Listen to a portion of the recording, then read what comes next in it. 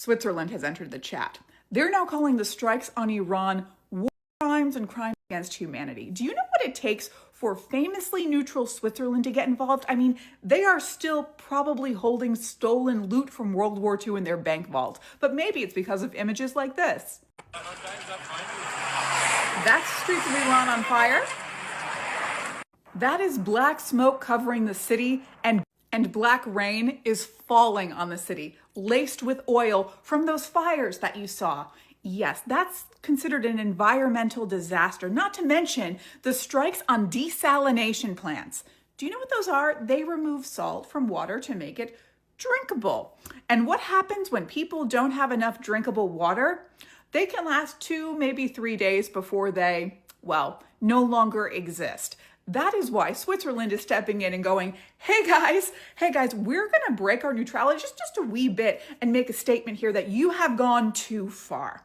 I want you to think about that. The country who is still holding stolen goods in their bank vaults, now making a statement on what's happening in Iran. Hi guys, welcome back to our channel. In case you're new here, my name is Maren. And I'm Maureen. Right, so in today's episode, you're going to be talking about how white Americans voted for Trump. And right now, they are the very same group who are not happy with the decisions he's been making. America is now being accused of operating in bad faith with the Iran situations because from what I'm understanding, there was an agreement in place which is going to be explained in the video we are about to show you. But America decided to operate in bad faith. Right, and right now, this is all the things that Black Americans were saying, especially in 2025 and in 2024 before the elections, right? And in this time, is it the right time for people to tell white America, I told you so? We are also going to be seeing as white Americans condemn Iranian Americans for encouraging the war. Guys, let's watch what we prepared for you and then you come back and talk about it. But you can let us know what you think about this episode and also consider subscribing if you're new to our channel. Let's watch. Any member of the Iranian diaspora who's pro-war and justifies illegal war on Iran, saying that it will free the Iranian people, you should be enlisting in the United States military right now. If you truly believe that boots on the ground are going to free your people, you should be enlisting in the military and you should be volunteering to be shipped out first. You want someone else's kid to go and die for you. That's not how it works. You enlist, you say, give me some boots and a gun and I'll go fight the IRGC myself. I don't understand, like, this is your chance. You should be lining up to enlist. Like, you got to get through basic training before they start shipping people out so that you can be on the front lines.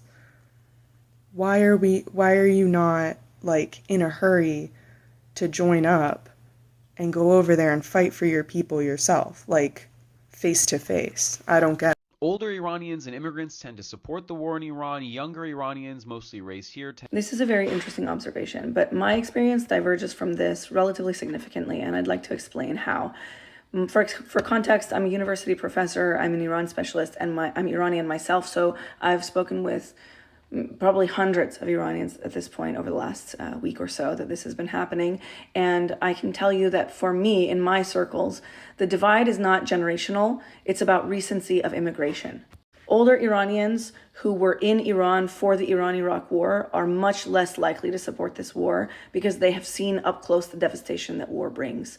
Younger Iranians and Iranian Americans who have either been out of the country forever or they were born and raised here and either have never been there or have been there as tourists are more likely to support the war because they really don't see Iran as like a full, vibrant, robust society. They see it they've been socialized into the American media ecosystem. So they see it the way that American media pundits talk about it, which is as if it's a chess piece in the region and a video game. So my own experiences have actually been that if people have immigrated more recently, or they live there, but they just happen to be outside of the country at the time that this began, then they are very, very against it. Those who have been here a long time or have never been to Iran or have just been there as tourists are more likely to be for it because they don't really understand what war means and is going to bring for Iran and Iranians. They see it as like this surgical strike operation, again, like a video game. Like they don't fully appreciate the gravity of the destruction that war brings. Of course, having said all that, yes, there are exceptions. You don't have to come and fight with me in the comments and say, well, but I am this, that, or the other, or my mom is this, that, and the other, and this is how we feel. I know. I'm just talking to you about trends that I've noticed. Take that with a grain of salt. Your mileage may vary. The Iranians reached out constantly to negotiate. And in 2015, they concluded an agreement with the United States, Britain, France, Russia, China, and Germany, the P5 countries plus one, called the Joint Comprehensive Plan of Action. And it put Iran strictly under UN supervision in the International Atomic Energy Agency. Bibi Netanyahu had a fit because he wanted to overthrow the government. He did not want peaceful relations with a non-nuclear Iran. So Donald Trump, who is a puppet of our CIA, Mossad, and Miriam Adelson and the rest, ripped up the JCPOA in 2018. That's the story. Then they bombed one of Iran's nuclear facilities. And by the way, during the period from 2015 to 2018, Iran stuck with the agreement, even though the United States cheated on the agreement that it signed because it was supposed to end the US sanctions, which it did not do. Then Trump ripped it up. Then they began a campaign of assassinations. Then they began bombing Iran's nuclear facilities. And that's the story. They don't want an agreement. Last year, they negotiated. And then in the middle of the negotiations, bombed Iran. This year, again, they negotiated. And then bombed Iran. You might ask, why did Iran come back to the negotiating table this time after the falsity last time? I'll tell you why. It's a little strange. It's a little weird. But nobody behaves as badly as the United States. So it's very hard to calibrate when there is a government that says, we're negotiating, when they bring in a mediator, in this case, Oman, when the US negotiators, Witkoff and Kushner, say, oh, we're making progress. It's hard for other people to calibrate the evil that's under it. This was a premeditated war, and the negotiations are a pretext. If we put boots on the ground in Iran, we are very much inviting an Iraq-style quagmire. This is getting away from these people so quickly. They had no plan. They're a bunch of incompetent children who thought this was going to be some kind of joke that was going to help them in the polls or was going to protect Trump from us noticing that he's in the Epstein files, however many times he's in the Epstein files.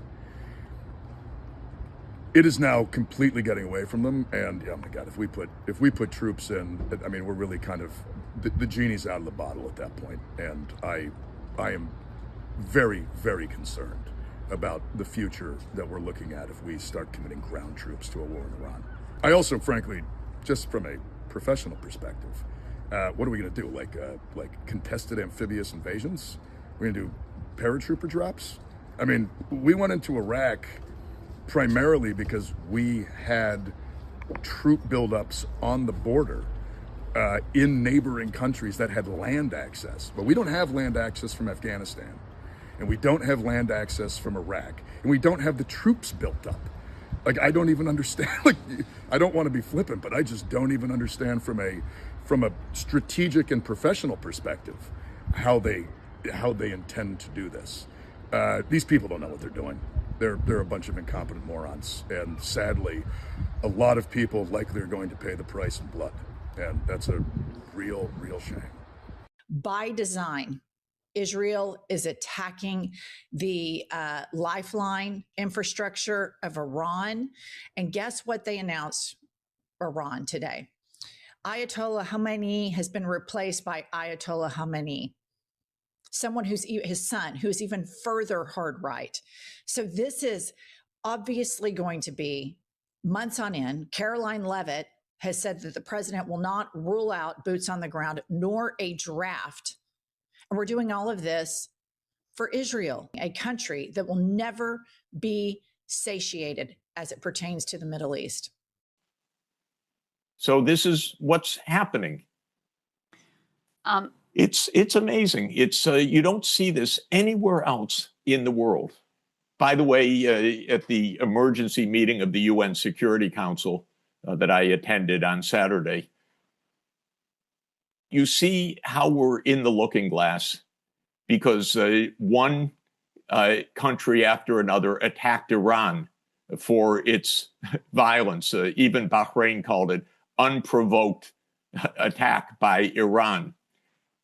Well, it's actually easy to do the scorecard. If your country hosts the US military, first of all, it means that you also host the CIA. It means you are an occupied country. And so everyone that spoke against Iran is an occupied country by the United States. These are not independent countries.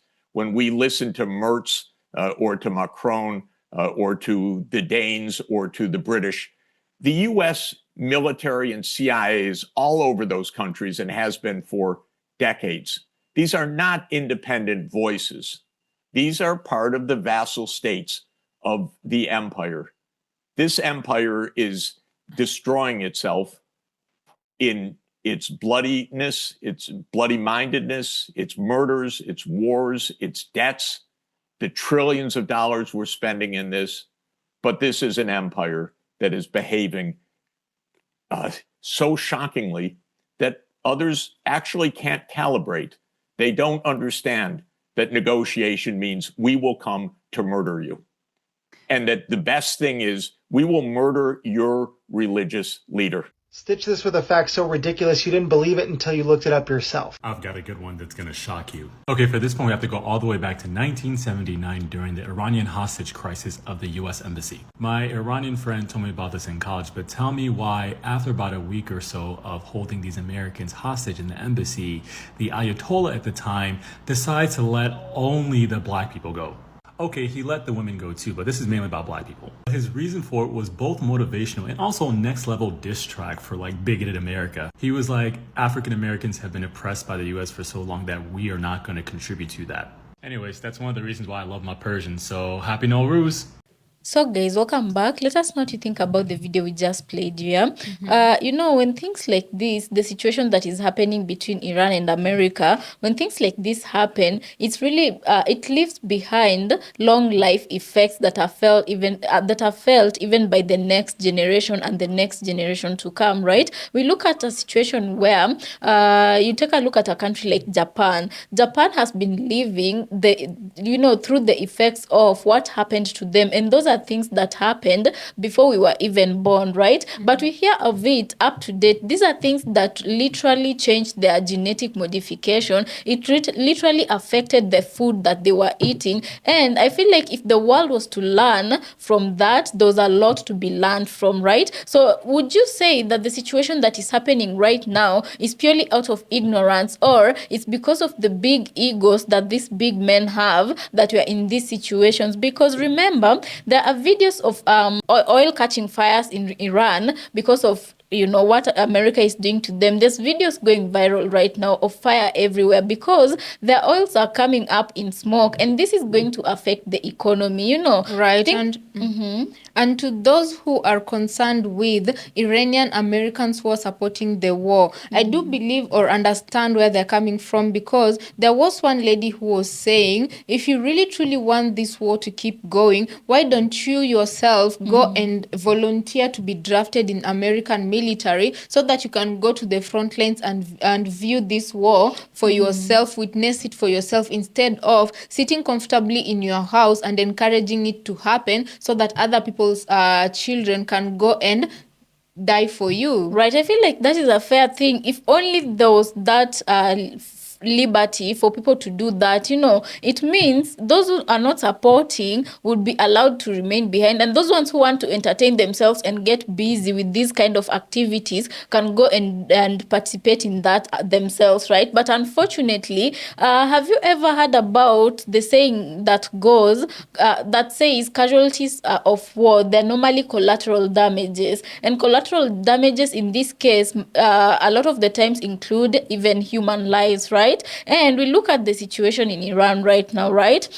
There's a lot of air pollution going on, because can you imagine for you to create a dark cloud of just black fumes, and Iran is rich in oil, yeah? Can you imagine how long that is going to take to clear out of the air? Even the air you breathe. Normally, I feel like us living in the city here in Kenya, we do feel the air pollution from vehicles and a lot of the things that are going on. So can you imagine the kind of air people are breathing in right now after they're experiencing this dark cloud? Right. And also there was also another woman who spoke about the idea of people supporting the war or not, it being based on age. And I love how she explained that younger Iranian Americans are the only ones who are supporting this idea, because they have never seen the true impacts of war, and that older Iranian Americans do not support it at all, because they have seen the impact of war and what war can do to a country, especially because Iran and Iraq have been at war for some time, Right. Also, let's look at the impact of destruction of property and infrastructure, right? I feel like for the most part, the countries that are normally looked at when you're talking about continents within infrastructure, normally the ones that are looked down upon are countries from the third world, like Africa, right? And also countries that are, war-torn. Exactly. So if they're doing this to Iran, then it's going to definitely make the list, and it won't even matter the kind of infrastructure development they had done or made. And unfortunately, a lot of people are going to be displaced, and a lot of people are going to be losing their property. This is not a good thing, because even them, where they're sitting right now, if they when they decide to drop one on wherever they decide to, the same impact is being felt in that other place, So it's never really, you can't find a win-win situation from either. Here, the only thing you come out of it is gonna be destruction of property, destruction of infrastructure, destruction of the economic structure you have, and loss of lives. There's no way that you're gonna be turning this around. It's just a matter of somebody to decide to stop and another one to accept the peace that is being offered, right? Right, but the biggest question is, are either of them ready? Right, are either of them ready? And right now, white Americans are really coming on the internet and complaining a lot, right? Trump said to them that one of the reasons why they should have voted for him, which they did, was because he was gonna be the president of peace. Do you guys remember when President Trump said the moment he takes office, there's two countries that have conflict in Europe, right? He said he was gonna restore order. He's gonna set them straight. He's the president of peace. But look at what is happening right now. Is he in any position to negotiate peace? That feels like hypocrisy, because when you're talking about, let's say, for example, Venezuela, or when you're talking about Brazil, and you're saying these countries have problems, let's step into these countries and make it, give their people democracy and make these countries function like, for the benefit of their people. That is hypocrisy, because right now you're looking at America, and even Americans are complaining because the things that are happening, a lot of people are saying it's not in the best interest of Americans themselves, right? And white Americans are quite angry. So